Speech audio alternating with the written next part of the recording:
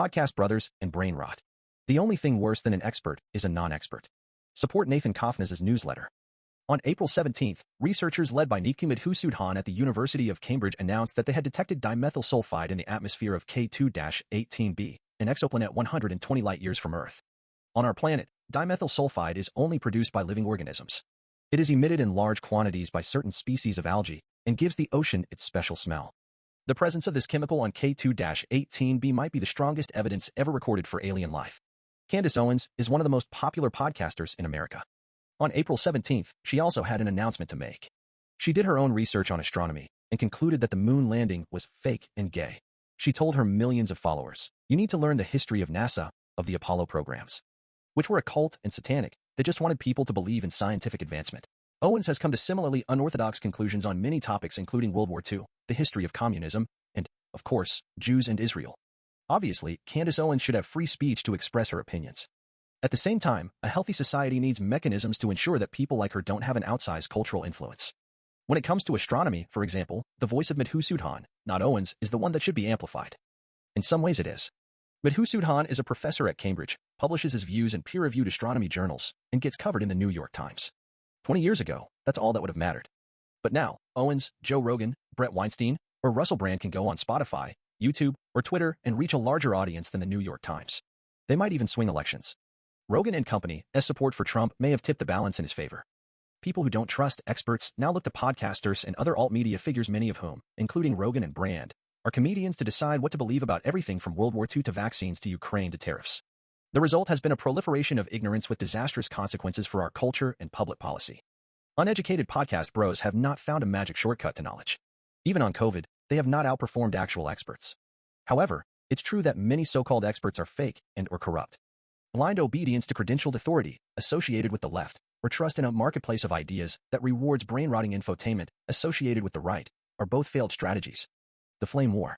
Last month, Sam Harris criticized the king of alt-media, Joe Rogan. According to Harris, when Joe brings someone on to just shoot the shit about how the Holocaust is not what you think it was, or maybe Churchill's the bad guy in World War II, or he's got Dave Smith being treated as an expert on Israel and Palestine. In the history of that conflict, Smith is a pure misinformation artist on top of many others. Our society is as politically shattered as it is in part because of how Joe has interacted with information. It's avoidable. He could actually take the responsibility that really is his to take at this point to get his facts straight. The week after that, Rogan hosted a debate between Douglas Murray and the aforementioned Dave Smith. Murray is the British face of Conservatism Incorporated. He went to Oxford, writes books with footnotes, and hangs out with academics. Smith is an American comedian who recently started a second career as an Israel critic and opponent of the West's support for Ukraine. Before the debate even started, Murray, channeling Harris, complained that Rogan is platforming people who are not experts. Murray attempted to list the non-experts, but mixed up their names. He became histrionically shocked when Smith admitted that he had never been to Israel. "You've never been. I have a journalistic rule of trying never to talk about a country even in passing unless I've at least been there." Critics pointed out that Murray has talked about countries he hasn't been to. Harris then invited Murray onto his own podcast to celebrate his performance in the debate with Smith.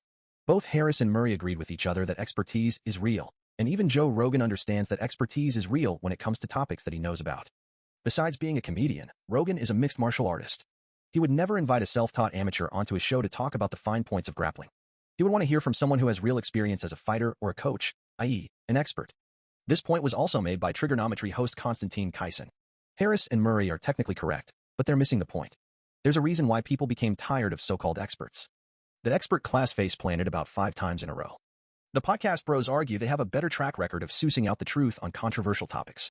Smith said this explicitly during the Rogan debate. Murray said that the solution is to have more experts around. Smith retorted, "The expert class hasn't done a great job. This is follow the science." With regard to vaccine mandates, lockdowns, and the lab leak theory, Smith said, "I will put my track record against any of the expert class on COVID." Dark Horse podcast host Brett Weinstein said that, on COVID, Joe Rogan's record was pretty great. Weinstein continued, "Whether we're talking about COVID origins, whether we're talking about vaccine safety and effectiveness, whether we're talking about repurposed drugs, whether we're talking about how to understand the evidence of harm in the aftermath of these things, Joe Rogan figured it out." How? Through exactly the mechanism that Douglas Murray is arguing against right here. Douglas Murray is arguing, you've got to have standards. You can't just put on people who are reporting things that, they're not even experts. Well, the non-experts actually did figure out how to follow the evidence and reach the correct conclusions. And a bunch of us figured out how to dodge the freaking shots, and I don't know a single person who's sorry they did. As I mentioned, Harris and Murray say that Joe Rogan wouldn't platform a rando with no serious training in martial arts to talk about MMA. If someone passed himself off as an MMA commentator and his only credential was that he watched some old kung fu movies, Rogan would have no interest in hearing his opinion. But suppose the guy who learned kung fu from movies started fighting in the UFC and beat the top Brazilian jiu-jitsu experts to win the championship belt? Rogan would definitely invite him onto his podcast. The podcast bros believe that they are in the position of that kung fu master outsider. You couldn't persuade Rogan not to interview the self-taught UFC champion by insisting that we need to honor the expertise of jiu-jitsu black belts. A two-sided problem. At the height of our society's expert, worship, credentialed technocrats told a bunch of self-serving lies, imprisoned people in their apartments for 2 years, and then said that anyone who questioned them was a racist conspiracy theorist. Almost the entire academic and media establishment covered for them. On top of that, we are told that people with PhDs in how smells are racist are also experts, before whom we must genuflect. But the fact that some people with fancy credentials are corrupt, fallible, and are frauds doesn't mean that expertise isn't real. Some people have knowledge and training that make their opinion more credible and worthy of attention than the opinion of a rando comedian with a microphone. Responding to Sam Harris et al., Glenn Greenwald attacks a straw man when he says that you can become an expert in a particular field without necessarily having degrees from top universities. No one is denying that. Almost all knowledge is available on the internet for free. In theory, you can become an expert on almost anything without stepping foot onto a university. Scott Horton is a radio host who, based on public information, may not have gone to college at all. He knows the history of the Russia-Ukraine conflict backwards and forwards, and he wrote a well-sourced book arguing that Putin was provoked into war. Whether his conclusion is right or wrong, it's rooted in deep knowledge of the subject, not some factoids he picked up from Twitter or Wikipedia. But consumers of alt media have largely given up on the notion of expertise, at least when it comes to politicized topics. When every credible economist on Earth says that Trump's tariffs are going to be a disaster, they say, Nate Silver failed to predict the 2016 election, so maybe Oren Cass, a lawyer. Batya Ungarsargan, a Marxist English major, and Cattard are just as likely to be right about tariffs as people who know how to draw supply and demand curves, whatever those are. Defenders of the alt media point to COVID as the great event that discredited the experts. But the lessons of COVID are not what people think they are. 6 bowls of bat soup. A racist conspiracy theory. In 2018, the US-based EcoHealth Alliance in collaboration with the Wuhan Institute of Virology, WV, and the University of North Carolina came up with a plan to genetically engineer a furin cleavage site into the spike protein of a bat coronavirus. In a draft of their proposal, they bragged that their work would be highly cost-effective because it would be conducted in a biosafety level 2 laboratory. BSL-2 requires safety measures equivalent to those taken in a typical dentist's office, such as wearing latex gloves. EcoHealth Alliance's proposal was rejected for funding by the Defense Advanced Research Projects Agency, DARPA. Nevertheless, in November 2019, several researchers at the WV became ill with a mysterious flu. By December 2019, bodies were piling up on the street because the morgues were out of space.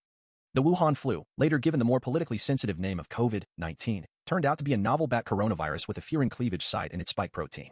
In the U.S., the public face of the government's pandemic response was National Institutes of Health, NIH, Director Anthony Fauci. Under Fauci's leadership, the NIH had given millions of dollars to EcoHealth Alliance and the Wuhan Institute of Virology for bat coronavirus research. In a paper published in 2012, Fauci acknowledged that gain-of-function research, which involves making naturally occurring viruses more virulent, might cause a pandemic due to a lab accident, but he said it was worth the risk. In his words, scientists working in this field might say, as indeed I have said, that the benefits of such experiments and the resulting knowledge outweigh the risks. It is more likely that a pandemic would occur in nature, and the need to stay ahead of such a threat is a primary reason for performing an experiment that might appear to be risky. A group of scientists, several of whom would have been directly or indirectly implicated in a lab leak, including Fauci and EcoHealth Alliance Director Peter Daszak, announced that there was scientific proof that the virus had a natural origin. A letter published in The Lancet, which was signed by 27 scientists, including Daszak, stated, "We stand together to strongly condemn conspiracy theories suggesting that COVID-19 does not have a natural origin. Conspiracy theories do nothing but create fear, rumors, and prejudice." Another letter signed by 5 scientists and published in Nature declared that, "Our analyses clearly show that SARS-CoV-2 is not a laboratory construct or a purposefully manipulated virus." According to Science, the only explanation for COVID that wasn't a racist conspiracy theory was that Chinese people got infected from bats that were being sold for food in a wet market in Wuhan. Some of the scientists were outright lying. Regarding the Nature letter, an article in the New York Times recently reported, "We later learned through congressional subpoenas of their Slack conversations that while the scientists publicly said the lab leak scenario was implausible, privately many of its authors considered the scenario to be not just plausible but likely." One of the authors of the letter, Christian Anderson, wrote a Slack message saying, "The lab escape version of this is so friggin' likely to have happened because they were already doing this type of work and the molecular data is fully consistent with that scenario." Establishment apparatchiks rallied behind the party line. A Washington Post headline in February 2020 referred to the coronavirus lab leak conspiracy theory that was already debunked. In May 2020, the fact-checking organization PolitiFact ran a headline referring to the debunked conspiracy theory that COVID-19 was created in a lab. PolitiFact asserted, the claim is inaccurate and ridiculous. We rate it pants on fire. There were many similar examples. Under pressure from the Biden administration, Facebook deemed discussion of the lab leak to be a violation of its terms of service and not allowed on its platform. Flattening the curve. On March 16, 2020, the U.S. government announced that we had 15 days to slow the spread. Fauci promised that, if everyone fell into line, we could flatten the curve and get the virus under control. 15 days turned into 2+ years of lockdowns and social distancing. During the lockdowns, people were forbidden from seeing their dying relatives or going to their funerals. Children and young adults spent some of their most formative years in social isolation. When they were allowed to interact with other human beings, they were forced to wear masks and or stay 6 feet away from each other despite the fact that the virus posed almost no serious risk to otherwise healthy young people. Anyone who questioned this was written off as a dangerous science denier.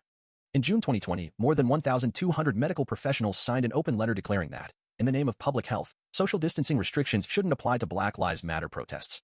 They explained, the way forward is not to suppress protests in the name of public health, but to respond to protesters' demands in the name of public health, thereby addressing multiple public health crises. It became obvious that many medical professionals were using the moral and legal authority they had been granted to advance a leftist political agenda. The mainstream media, which came down hard on lockdown skeptics, took the side of the BLM protesters. Students at a high school in Washington state in 2021 demonstrate how science says you should live when you aren't participating in a left-wing protest. Noble lie. Vaccines. On May 16, 2021, after the COVID vaccine became available, Fauci went on television and said that it would provide well over 90% protection against the disease. It is very unlikely that a vaccinated person would transmit COVID to someone else, and vaccinated people are a dead end to the virus. Around the same time, Centers for Disease Control and Prevention, CDC, Director Rochelle Walensky said, our data from the CDC today suggests that vaccinated people do not carry the virus, don't get sick, and that it's not just in the clinical trials, but it's also in real-world data. The government's internal documents showed that there was no scientific basis for these claims. A report by the Food and Drug Administration published in December 2020 stated, data are limited to assess the effect of the vaccine against transmission of SARS-CoV-2 from individuals who were infected despite vaccination. This was still the state of our knowledge in May 2021. Apparently, Fauci and Walensky exaggerated the known benefits of the vaccine in order to encourage people to get the shot. As it turned out, the vaccine lowered the risk of serious illness but had only a modest effect on transmission rates. Noble lie. Masks. In March 2020, Fauci ordered Americans not to wear masks because A, masks don't work, and B, we needed to save masks for healthcare workers. This is what he said in an interview on 60 Minutes. Right now in the United States, people should not be walking around with masks. When you're in the middle of an outbreak, wearing a mask might make people feel a little bit better, and it might even block a droplet. But it's not providing the perfect protection that people think that it is. And often there are unintended consequences. People keep fiddling with the mask, and they keep touching their face. It could lead to a shortage of masks for the people who really need it. Just a few weeks later, on April 3rd, he reversed his position and became a fanatical proponent of masks. Soon he was telling people that they should wear 2 masks. During a congressional hearing in July 2020, Fauci was asked if he regretted not telling people to wear masks sooner. He indignantly explained that, when he told people masks don't work, he was lying because he didn't want regular citizens buying up personal protective equipment, PPE, that was in short supply. At that time, there was a paucity of equipment that our healthcare providers needed, who put themselves daily in harm's way taking care of people who were ill. We did not want to divert masks and PPE away from them to be used by the people. Now that we have enough, we recommend that people wear them. I'm not saying mask mandates were a good idea. The point is that Fauci admitted to lying, and he was not held accountable in any way. Philosopher King. In 2021, Fauci said that attacks on me, quite frankly, are attacks on science. He added that critics are really criticizing science because I represent science. That's dangerous. The mainstream press largely accepted the idea that there was no legitimate criticism of Fauci.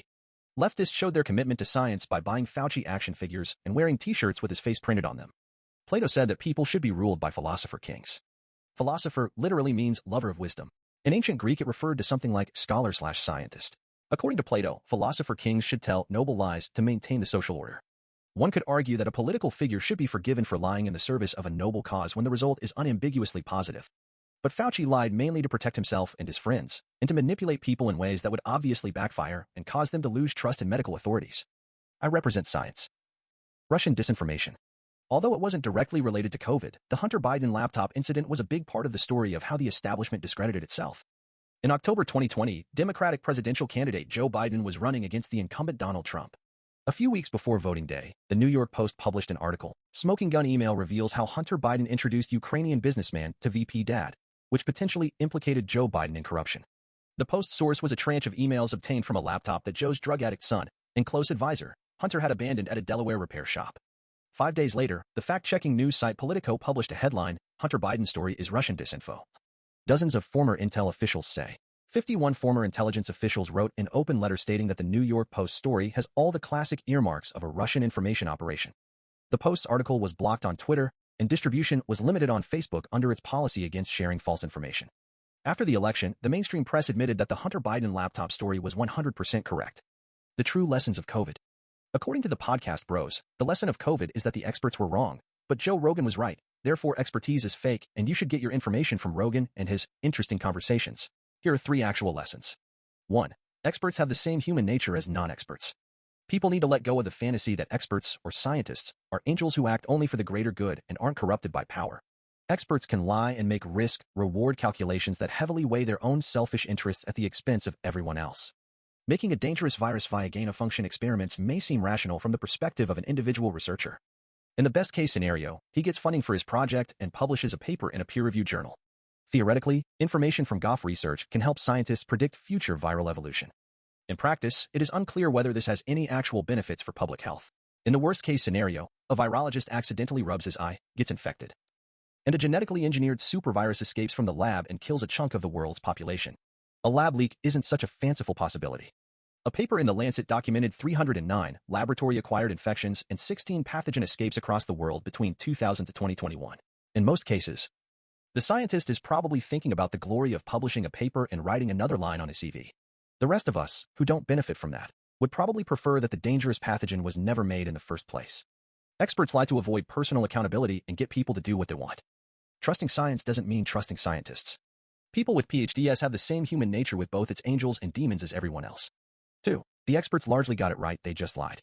Scientists, not Joe Rogan, sequenced COVID's genome, developed a way to test for the disease, created an effective vaccine, derived the antiparasitic medication ivermectin from avermectin, a substance produced by a soil bacterium, and figured out that ivermectin doesn't cure viruses. So why are we supposed to be impressed with Rogan, but not scientists? Scientists told some noble and not so noble lies. That might be morally bad, but it doesn't mean the scientists were wrong. After prominent figures, including Rogan, touted ivermectin as a COVID treatment, some health authorities branded it as horse dewormer. This was misleading, if not technically a lie. Ivermectin is used as a dewormer in animals including horses and humans. In this case, their motivation was noble to scare people away from following Joe Rogan's dumb and dangerous advice. You can argue that they shouldn't have misled people. But nothing about this shows that Rogan was smarter than the experts. From day one, many scientists knew or at least strongly suspected that COVID came from a lab.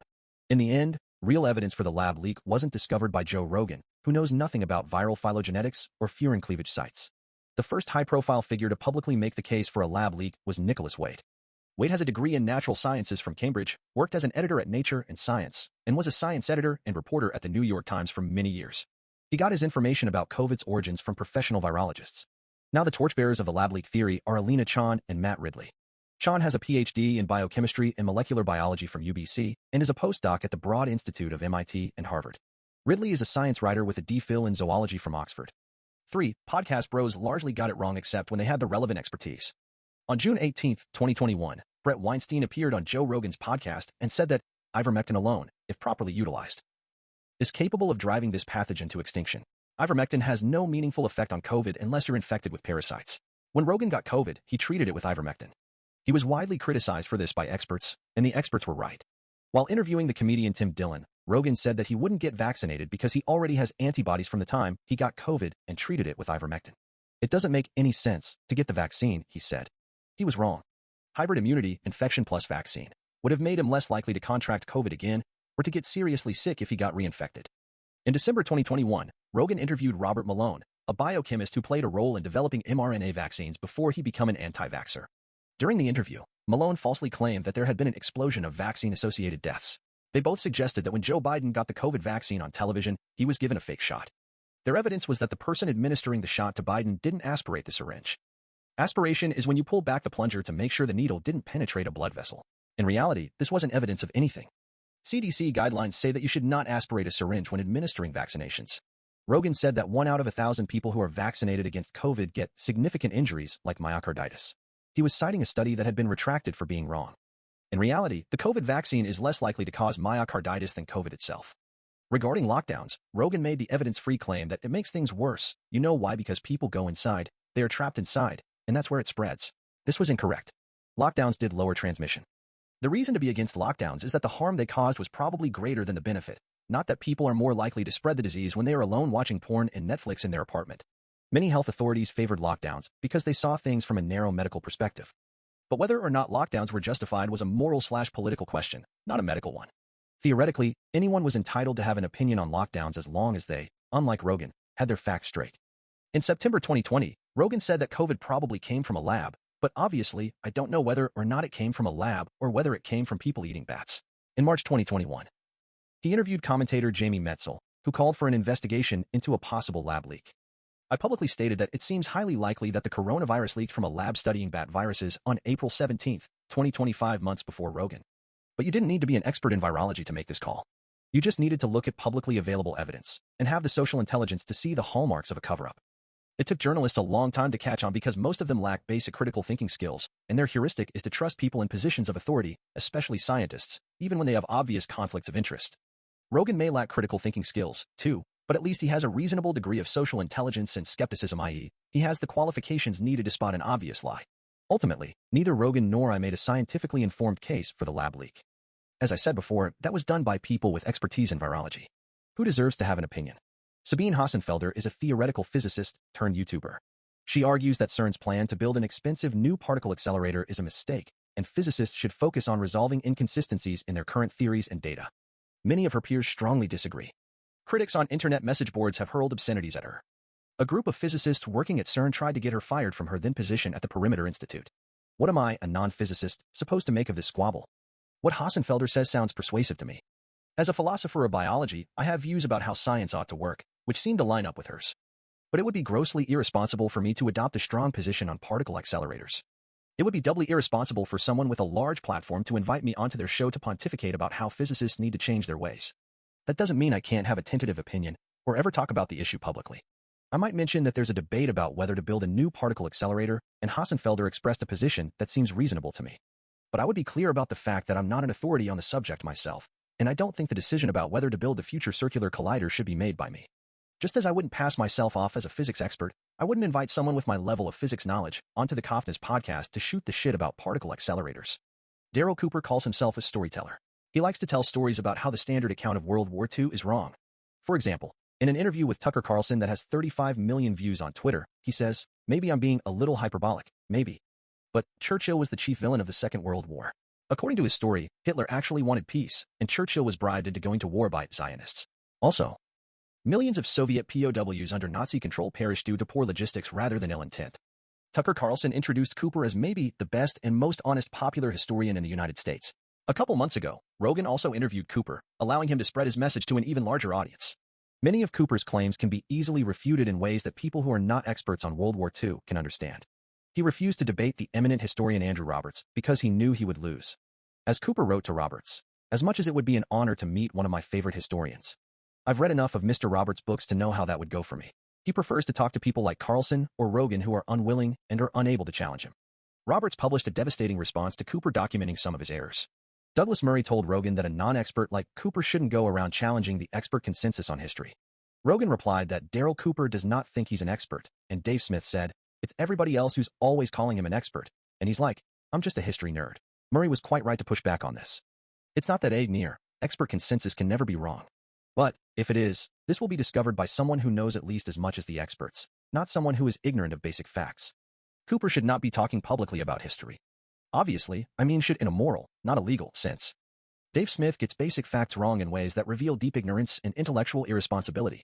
For example, he tells his audience that Churchill described World War II as the unnecessary war because he was looking back at it and going, "Man, okay, yeah, we really shouldn't have done that." That turned out to be a huge mistake. According to Smith, Churchill admitted that it would have been better if the West hadn't stood up to Hitler after the invasion of Poland. In Andrew Roberts' words, "The ignorance is just astonishing." Churchill said that World War II was an unnecessary war because it could have been prevented if the West had taken his advice in 1934 to rearm and adopt a more aggressive stance against Hitler from the beginning. The idea that Churchill admitted it was a mistake to go to war after Hitler started his rampage is ludicrous and contradicted by the text of his book, which Smith presumably didn't read. On Rogan's show, Smith falsely asserted that the Soviets agreed to give up communism in 1991 in exchange for a promise and deal that was both verbal and put in writing that NATO would not expand 1 inch to the east. In fact, a verbal proposal to not expand NATO eastwards had been made to Gorbachev by U.S. Secretary of State James Baker in 1990 during the negotiations over German reunification. This was a year before anyone was seriously anticipating the collapse of communism. The White House didn't approve of Baker's idea. The Soviet government signed an agreement that allowed NATO to expand, with some restrictions, into East Germany and said nothing about NATO expansion into other countries. The problem isn't that Dave Smith makes mistakes, everyone makes mistakes. The problem is that, if you think Churchill regretted going to war with Hitler, you don't know the first thing about Churchill. If you think the West made a solemn promise in writing that, if the Soviets gave up communism, NATO would not expand 1 inch to the east, you will have a profoundly distorted view of the present conflict. I used these 2 mistakes for the purposes of illustration. There are other examples. Smith is like one of the French teachers in Scottish primary schools who doesn't speak French and tries to stay 1 chapter ahead of his students. Suppose the French teacher says the same thing that Smith said to Harris. What did I get wrong? Point to something I got wrong. Sure, I can give you a list of things you got wrong. You conjugated savoir incorrectly, you got the gender of lever wrong, but this misses the bigger picture. The problem is that you don't speak French and therefore you shouldn't be teaching it. What about anti-vaxxer Robert Malone? Is it a good idea to give him a huge platform to tell people not to get vaccinated? It's true he has a good claim to be an expert in vaccines. And if experts disagree with each other, the non-expert shouldn't automatically side with the majority. But Malone makes many claims that intelligent non-experts can evaluate, and he's often wildly inaccurate. Since there is clearly something wrong with his reasoning ability, it's rational to defer to the consensus of the experts whose minds are not obviously impaired. I would make similar comments about the revisionist historian David Irving, who appears to be the source of many of Darrell Cooper's ideas. An epistemically healthy society would ignore Robert Malone. Last year, Rogan interviewed the writer Coleman Hughes. Rogan asserted that Israel killed 30,000 innocent civilians in Gaza and was therefore committing genocide. First, Hughes corrected his statistic. According to Hamas, 32,000 people had been killed, not innocent civilians. Israel claimed to have killed 13,000 soldiers. Taking those numbers at face value, it would imply a civilian to combatant death ratio that's pretty normal for urban warfare. Rogan replied, I see what you're saying if you wanted to look at it cold and objectively, as opposed to emotionally and inaccurately. Then Hughes made the obvious point that you can't live in a world where terrorists get a free pass to commit atrocities as long as they run and hide behind their civilians. Rogan said, I appreciate your perspective. I see what you're saying. You clearly know more about it than I do. It was clear from the exchange that, besides having a tenuous grasp of the facts, Rogan hadn't considered basic questions about the ethics of war. This is not the kind of person who should be broadcasting his opinions on serious topics to millions of people. Who should pontificate about Israel if not Joe Rogan and his comedian friends? Douglas Murray and Sam Harris say we need to hear from experts. But what does it mean to be an expert on the Israeli-Palestinian conflict? In order to have an opinion, do you need expertise in all relevant subjects? History, archaeology, political science, religion, military science, genetics, Middle Eastern languages, and just war theory? Should no one comment unless he has 8 PhDs and follows hourly updates on the war in Gaza, and, of course, has been there? There are different aspects of the conflict, or any complicated situation, and no mortal can grasp everything there is to know about it. But for someone's opinion to be worth sharing with millions of people, they should meet at least 2 conditions. First, they should achieve some level of intellectual seriousness. They should, for example, grasp the difference between killing combatants versus innocent civilians without this needing to be explained to them. Second, they should have at least some claim to expertise to knowledge that goes beyond what you pick up from scrolling through Twitter and watching TV that justifies handing a megaphone to them. How to follow the science. I get it. People are sick of hearing that there's a scientific consensus and experts agree that leftists are correct about whatever they wish to be true. Journalists attribute every claim they make to an expert, where expert is defined as anyone vaguely connected to the subject who agrees with the journalist's narrative, while anyone who disagrees is ipso facto a non-expert. For example, in 2019 I published a paper in Philosophical Psychology defending research into all possible causes of race differences in intelligence, including genes. There was a petition to retract the paper and fire the journal's editors. This is how the controversy was described in Inside Higher Ed. Scholar makes argument in favor of race-based research into intelligence. But experts in that subfield say it's an unnecessary plea that doesn't square with scientific realities. At the time, I was a doctoral student at Oxford working in the philosophy of biology, had published extensively on evolutionary theory and related topics, and had just published specifically on the topic of race differences in a respected peer-reviewed psychology/philosophy journal. The experts the journalists cited to oppose me were Mark Alfano, a philosopher who started the anti-Cofnas petition, does work on epistemic humility, and wants Trump supporters to be killed. Quayshawn Spencer, a philosopher of biology who acknowledged to me that he never read my paper, and Joseph L. Graves, a biologist who works with fruit flies. Apparently, anyone who agrees with the journalist and is willing to provide a quote can be an expert. However, the fact that the leftist establishment plays games like this doesn't mean that we should just give up and listen to Candace Owens or Russell Brand. Sometimes we should listen to people who know what they are talking about, namely, experts. Thomas Young was a British physicist who played an important role in decoding the Rosetta Stone. He has been described as the last man who knew everything, in other words, who mastered all the knowledge of his time. He died in 1829. Since then, there has been an exponential growth in knowledge. No matter how smart you are, it is impossible to be a true Renaissance man. You have to take most of your information on faith. A big part of being a critical thinker is having good heuristics about whom to trust, not trying to understand everything for yourself. Many areas of scholarship are fake, existing only to promote left-wing activism. Sometimes it's easy to figure out where a field falls on the fake-to-real spectrum. Experts in aeronautics have tangible accomplishments like airplanes that can fly, so you can be confident that aeronautics isn't totally made up. On the other hand, critical theorists produce zero evidence that they have special insight into anything, and they make obviously wrong claims about observable reality, for example, about sex differences. Critical theory falls on the fake end of the spectrum. Most fields will occupy some intermediate position, perhaps closer to one end or the other. Suppose a field is largely real and there is a near consensus among people who are trained in the field that, in regard to some topic that they study, X is correct. That is strong evidence in favor of X. Of course, many experts might be biased in favor of X. Universities might create incentives to espouse X. But it's very unlikely that everyone with expertise relevant to X will have the same prejudices, or be so corrupt that they are willing to lie if they think X is wrong. If the whole community agrees, the best explanation is that arguments for X really have the strongest pull. That doesn't mean you should accept claims about consensus uncritically. You should ask, is the consensus actually real? Is it being enforced via external pressure? And so on. Unless you find a really good reason to think that all the experts got it wrong, it would be absurd for you as a non-expert to disagree with them. In a large community, it's inevitable that there will be an occasional crackpot who acquires some credential and then veers off into la-la land. For example, there are perhaps several thousand Americans with serious economics bona fides. They include individuals from across the political spectrum. They disagree on many issues large and small. They vote Republican, Democrat, and Libertarian. They have different views on gun control, tax policy, and immigration. However, virtually all of them say with one voice that Trump's tariffs are moronic and will fail to achieve their aims. The two apparent exceptions are Peter Navarro and Stephen Miron, both of whom have PhDs in economics from Harvard and support the tariffs. Navarro is notorious for being incoherent and angry during interviews. In 6 of his books, he cites a fictional economist named Ron Vara, an anagram of Navarro, for support because he struggles to find actual authorities who agree with him.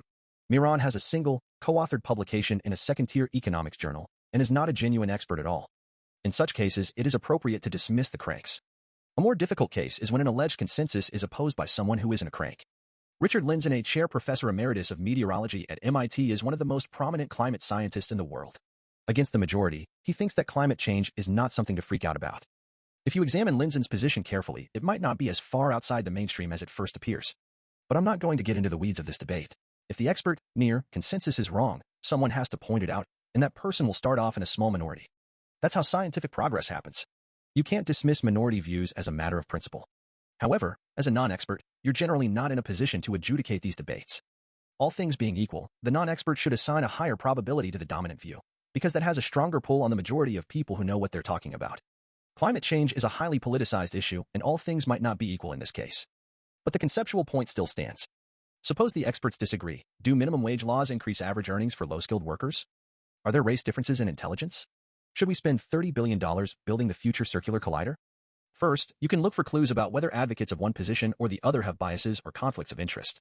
When it comes to the question of race differences in intelligence, for example, many experts on one side have stated openly that they take their position for moral rather than scientific reasons. That's something to consider. Second, note that you don't have to take a stand on every issue. If experts are split and you have no way to know whom to trust, you should probably treat both positions as equally likely to be right.